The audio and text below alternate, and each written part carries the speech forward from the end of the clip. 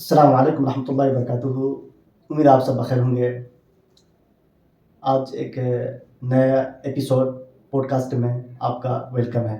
आज मेरे साथ मुदत्तिर राहुल भाई हैं, जिन्होंने रिसेंटली जेआरएफ और नेट क्वालिफाइड किया है। नॉन अरबिक बैकग्राउंड होने के बावजूद अरबिक लैंग्वेज में जेआरएफ और नेट क्वालिफाइड करना अपने में एक बड़ा अचीवमेंट है, बड़ी कामयाबी है। हम वेलकम करते हैं राहुल भाई को अपने इस एपिसोड में, और उनसे आज मैं डिस्कशन करूंगा। मैं कुछ क्वेश्चन उनसे करूंगा कि राहुल भाई इफ्लू कैसे है, अरबी ज़ुबान उन्होंने इंतखाब कैसे किया, फिर वो जेआरएफ कैसे क्वालिफाइड किए। तो वन बाय वन उनसे मैं क्वेश्चन करूंगा, इंशाल्लाह वो हमें आंसर भी देंगे। तो वेलकम ब्रदर राहुल। और मैं आपसे सबसे पहला क्वेश्चन करता हूँ। सबसे पहले आपसे आपको कंग्रेचुलेशन करना चाहता हूँ कि आपने अरबिक लैंग्वेज में आपने नेट जेआरएफ और नेट क्वालिफाइड किया, और हम सब बहुत खुश हैं कि आप डिज़र्व करते हो चीज़ के लिए, और आपने क्वालिफाइड भी किया क्योंकि आपने बड़ा स्ट्रगल किया। तो राहुल भाई, आप इंट्रोडक्शन अपना कराइए, फिर आपका कौन सा बैकग्राउंड है, थोड़ा व्यूअर को के सामने आप रखें। अतर भाई, थैंक यू सो मच। मैं ये कहना चाहता हूँ कि मेरा नाम वदित्य राहुल है। मैं तेलंगाना से बिलोंग करता हूँ। एक मेरी हिंदू फैमिली है, और हिंदू फैमिली से बिलोंग करने वाले बहुत कम लोग अरबिक लैंग्वेज लेते हैं, कम पढ़ाई करते हैं, और पढ़ाई करते तो भी वो बीए के बाद समझ में नहीं आता है, बहुत डिफ़िकल्ट लैंग्वेज है, ये सब रूमर्स फैला देते हैं। इसमें सच्चाई नहीं है। कोई भी लैंग्वेज हो, अपना मदर टंग हो, दूसरी कोई लैंग्वेज हो, हर एक लैंग्वेज में हार्ड वर्क जब फ्रेंच और जर्मन सीख सकते हैं, अरबी भी सीख सकते हैं। इसका बिल्कुल, मतलब ये जैसे बात आपने किया, बहुत सारे लोग छोड़ देते हैं, लेकिन आपने कंटिन्यू कंटिन्यू किया अभी आपने, तो कोई भी कर सकता है। यही हम कहने का मतलब है। और अपने हिंदू, मुस्लिम, क्रिश्चियन, कोई भी एक इंसान कोई फॉरेन लैंग्वेज सीख रहा है, तब हम दूसरी लैंग्वेज, फ्रेंच हो, जर्मन हो, कोई दूसरी लैंग्वेज हो, इटालियन हो, पर्शियन हो, कोई लैंग्वेज सीख रहे हैं, तब हम अरबिक क्यों नहीं सीखेंगे? ये एक बात ये है, अरबिक है डिफ़िकल्ट लैंग्वेज, ऐसा कुछ नहीं है। बैकग्राउंड क्या है? आप कुछ अपने बड़े इंट्रोडक्शन बताएं, आपकी जो फैमिली बैकग्राउंड है। हाँ, कैसे हैदराबाद आया? मेरी फैमिली बैकग्राउंड है। मेरी मम्मी पापा लोग फार्मर्स है। फार्मर्स है, खेती है हमको। हम संगारेड्डी डिस्ट्रिक्ट से है, ये हैदराबाद में है, छोटे गांव की प्लेस से। और ये गांव से आते हैं। और मेरा inter 10th schooling and high school पूरा टोटली तेलुगु मीडियम था मेरा, और हम तेलुगु बहुत अच्छे से जानते हैं। और मैं उसके बाद मेरा हाई स्कूल ख़त्म हुआ तो हम यूनिवर्सिटी में आए अरबिक लैंग्वेज के तौर पे। तो अरबी लैंग्वेज जो आपने सेलेक्ट किया, तो किसने सजेशन दिया था? किसने कहा कि अरबी पढ़ो, या इफ्लू के बारे में किसने आपको बताया? हाँ, ये इफ्लू के बारे में हमको पता चला। ये एक मेरा फ्रेंड था, और वो बताया था कि ऐसी एक यूनिवर्सिटी है, उसमें ऐसी पढ़ाई होती है, दूसरी लैंग्वेज की पढ़ाई होती है। तो एक दिन हम अप्लाई किए, ऐसी यूनिवर्सिटी का नोटिफिकेशन आया हुआ था, उसमें हम अप्लाई किए। हम अरबिक डाले, और उसमें हम एग्ज़ाम पास होके यूनिवर्सिटी में आए। और ये सब में अरबिक यहाँ पे हम एडमिशन लेने के बाद यूनिवर्सिटी में हमको कोई अभी तक मीन्स मैं 2017 की बात कर रहा हूँ, तब मेरे को अल्फ़ाबेट भी पता नहीं। कुछ नहीं पता, जीरो लेवल से आपने शुरू किया है? जी जी हाँ। और तब मेरा अरबिक नहीं थी, हिंदी नहीं थी, और इंग्लिश भी नहीं थी। मान लो कि मैं प्योर तेलुगु बैकग्राउंड से था, और मैं इतना कुछ नहीं जानता था। तो वीवर राहुल भाई के जो बैकग्राउंड है, बिल्कुल नॉन अरबी बैकग्राउंड है। इवन वो जब +2 तक इनकी जो तालीम हुई है, इनकी एजुकेशन हुई है, बिल्कुल तेलुगु मीडियम से हुई है। जब राहुल भाई इफ्लू आए थे, उस वक्त मैं भी था, एमए कर रहा था मैं, या मैं शायद बीए 3rd ईयर में था। तो राहुल भाई जब आए थे ना, उसको हिंदी आती थी, न इनको इंग्लिश आती थी। अरबिक तो उनके लिए एक नई ज़ुबान थी।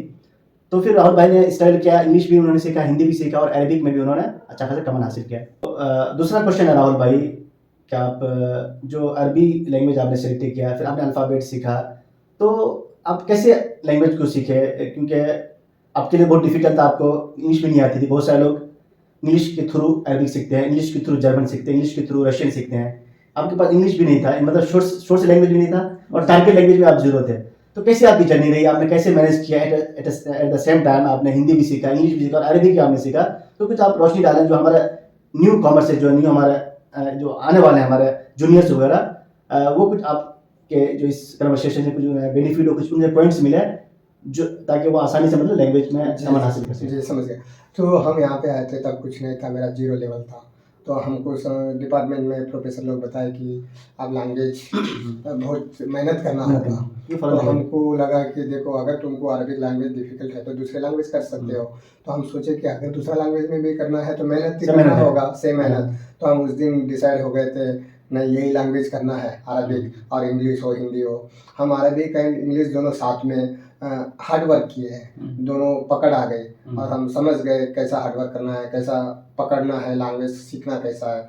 और मेरे हिंदी ऐसा रही कि मेरे आसपास में रहने वाले पूरा बिहार, यूपी, एमपी से बच्चे, मेरे फ्रेंड्स, क्लासमेट लगभग 90% सब, 100% मान लीजिए सब बच्चे हिंदी बैकग्राउंड के थे।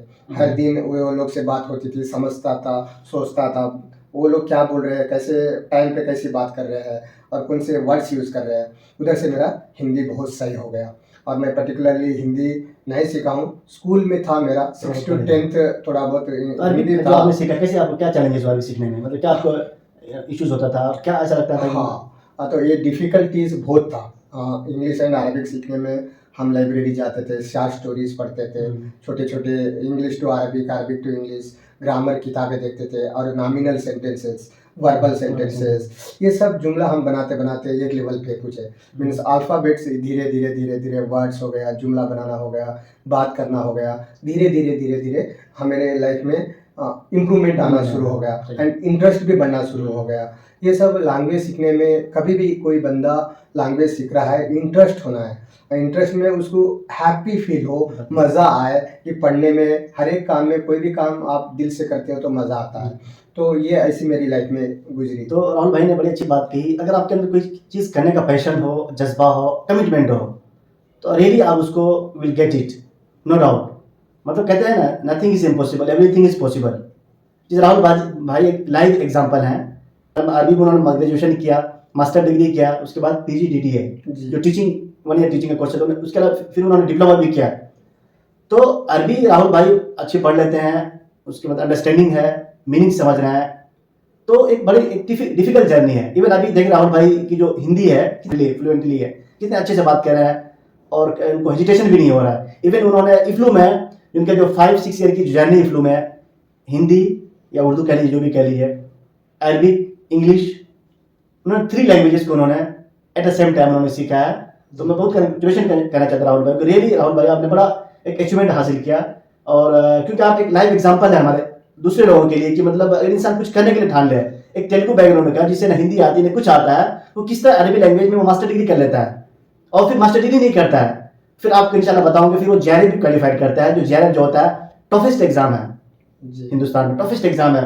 बहुत एक बड़े बड़े अच्छे टैलेंटेड बंदा बैठते हैं उसमें, राहुल भाई का नाम आना भी एक बड़ा एक रोल है कामयाबी राहुल भाई के लिए। और उनके फ्यूचर पता चलता है कि राहुल भाई का फ्यूचर इंशाल्लाह ब्राइट फ्यूचर होगा अरबी लैंग्वेज में। राहुल भाई आपसे मेरा थर्ड क्वेश्चन है, आप क्योंकि राहुल भाई ने जो JRF क्वालिफाइड किया है, तो JRF में बहुत सारे मेरे ख्याल हिस्ट्री पढ़नी पड़ती है, राइट? जी, हिस्ट्री पढ़नी पड़ती है, तराजीम वगैरह, तराजीम है, उसके बाद पर्सनालिटी, मतलब बहुत सारी चीजें पढ़नी पड़ती है। एक तरह से मतलब राहुल भाई ने ग्रामर को, हिस्ट्री ने, अरबी हिस्ट्रीज को, और अरब में जितने अदीब वगैरह हैं, बड़े बड़े जो अदीब हैं, उनकी हिस्ट्री पढ़ना, उनके लाइफ के बारे में पढ़ना। तो ये राहुल भाई कैसे आपने इन सब सारी चीज़ों की मेहनत किया? आप क्योंकि JRF में एक्चुअली डिटेल में जाना पड़ता है, डिटेल में जाना पड़ता चीज़ों, क्योंकि क्वेश्चन जो आता पता नहीं आपको। अब नजीब महफूज के बारे में आपने पढ़ा, अब नजीब महफूज का मतलब इसके बारे में, लाइफ के बारे में कौन सा पॉइंट आपसे पूछ दिया एग्जाम में, लेकिन नहीं पता नहीं चले। तो अब नजीब महफूज, जितने भी जो राइटर्स हैं, अरब राइटर्स, अब उनके बारे में डिटेल में जाना, एक चीज को नोट डाउन करके लिखना, तो एक बड़ा एक मतलब टेक्निक चीज होती है। क्या आपने वो टेक्निक यूज किया मतलब इन सब चीजों को मेमोराइज करने में, फिर एक अच्छा मार्क्स के लाने में? जी, देखिए अब हम मास्टर करते करते पता चला कि नेट एंड JRF होता है। अब ये क्वालिफाई करने के लिए बहुत बच्चे एग्ज़ाम के लिए अटेंड होते हैं, अफेयर्स हो जाते हैं, अप्लाई कर देते हैं, बट हर एक इंसान अप्लाई करता है। उसको सही प्लेटफॉर्म चाहिए पढ़ाई करने के लिए, सही गाइडेंस चाहिए, सही मोटिवेशन चाहिए, और मटेरियल भी बहुत इंपॉर्टेंट है। लड़के के पास क्या है क्या नहीं, मटेरियल पढ़ेगा कहाँ से? जी, मटेरियल कहाँ से? अब बहुत चीज़ें मटेरियल है, गूगल तो सबसे बड़ा मटेरियल है, बट गूगल को हम नहीं समझ पाते हैं हम लोग, और इतना वास्ट में है A to Z उसी में है, बट हम नहीं पढ़ते। अब देखो, अब एक शख्सियत के बारे में क्या मोटी मोटी चीज़ें, किताबें को कौन सी किताब लिखा है, क्या काम किया है, किस पे काम किया है, क्या पढ़ाई किया है, ऐसी ऐसी चीज़ें, मोटी मोटी चीज़ें एक इंसान के बारे में जानना ये बहुत इंपॉर्टेंट हो जाता है। तो हम इसके लिए पढ़े, नेट JRF के लिए पढ़े हम।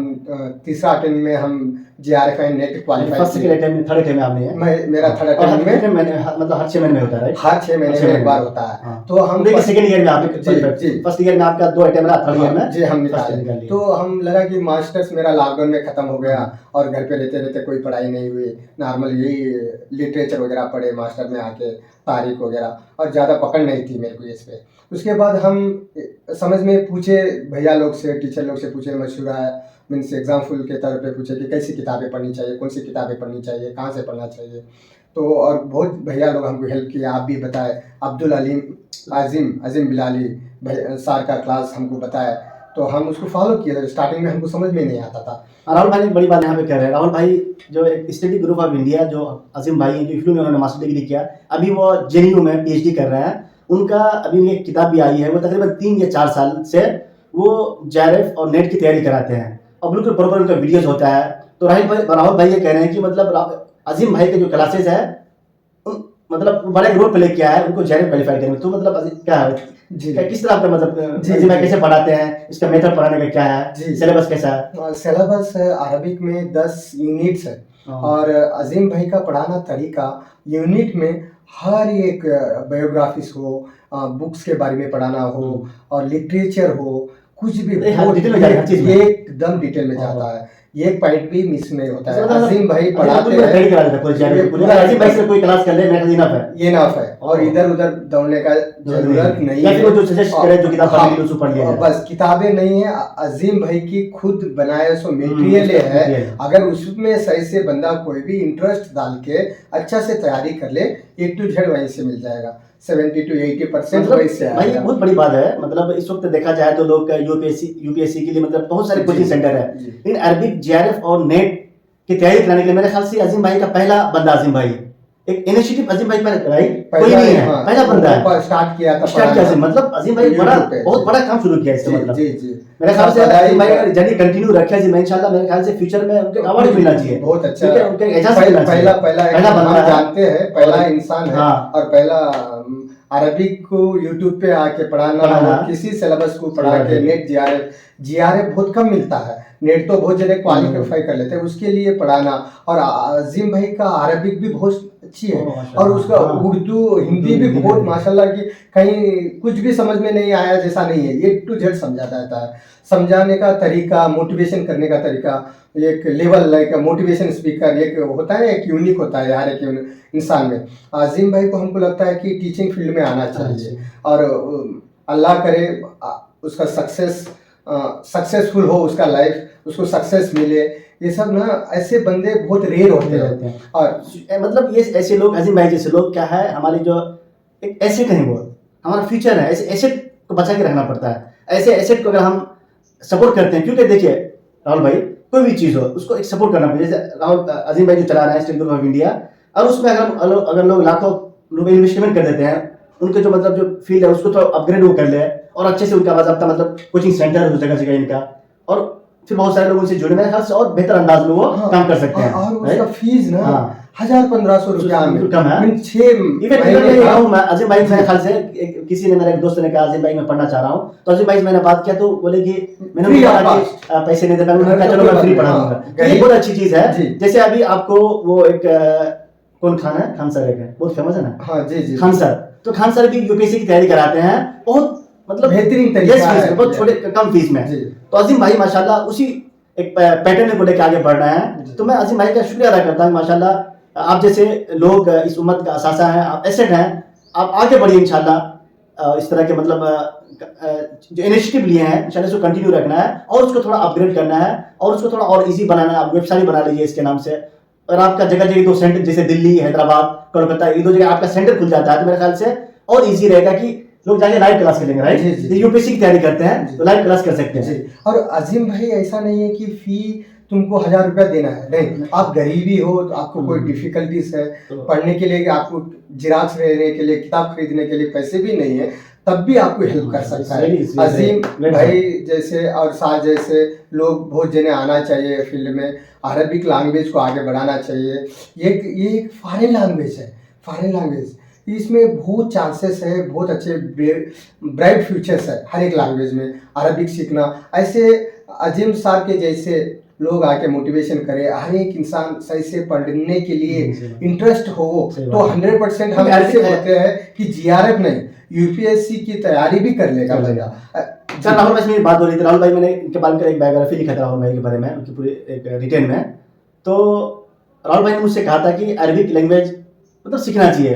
अरबिक लैंग्वेज कुछ मुसलमान ही सीखे, एक हिंदू भी सीख सकता है, क्रिश्चियन भी सीख सकता है, कोई भी सीख सकता है, सिख भी सीख सकता है।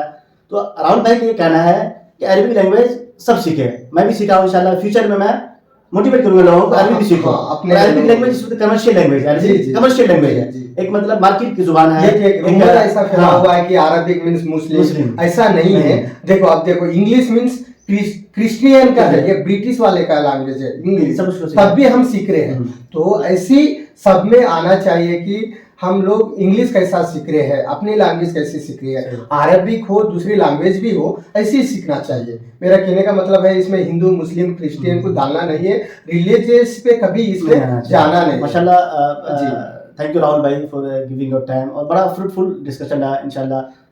और राहुल की बात करना चाह रहा हूँ जी, हम ये भी बताएंगे कुछ भी है हम पढ़े हैं और वीडियोस देखे हैं अजीम सर की क्लास से, यूट्यूब पे बहुत वीडियोस। और अजीम भाई का मतलब यूट्यूब चैनल है, इसको सब्सक्राइब कीजिए, फेसबुक भी अजीम भाई हैं, और मेरे चैनल को सब्सक्राइब कीजिए, क्योंकि मैंने भी थोड़ा बहुत सारा मतलब मैंने जो बहुत सारा कंटेंट आता है राहुल भाई, किसी यूनिवर्सिटीज में मतलब जैसे कोई नोटिफिकेशन आ गया एग्जाम एंट्रेंस के लिए, वो भी नोटिफिकेशन देता हूँ। बाकी मैं न्यू जनरेशन को मोटिवेट भी करता हूँ कि कैसे आगे बढ़ना है, क्योंकि राहुल भाई मान के चले, राहुल भाई बोल सकता था मैं मेरी अपॉर्चुनिटी नहीं है, तो उन्होंने अपॉर्चुनिटी क्रिएट किया है। जी हम जैसे राहुल भाई ने जेआरएफ क्वालिफाइड किया है, उनको जो 45-50 जिनको स्कॉलरशिप मिलेगा, तो उन्होंने क्रिएट किया है। You are creator, you created this opportunity.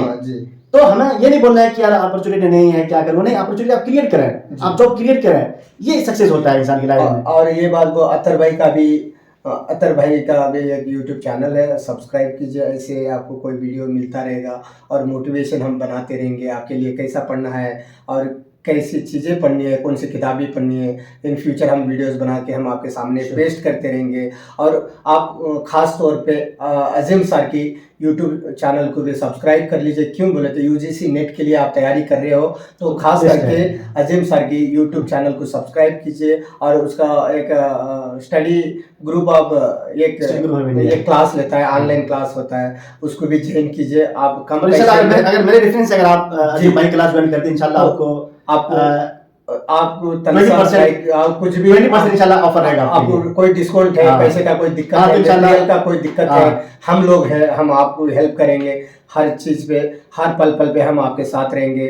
अच्छे से तैयारी कीजिए और ऑल द बेस्ट एंड सब कुछ करते रहना। Thank you so much. अस्सलाम वालेकुम। थैंक यू राहुल भाई। अस्सलाम वालेकुम।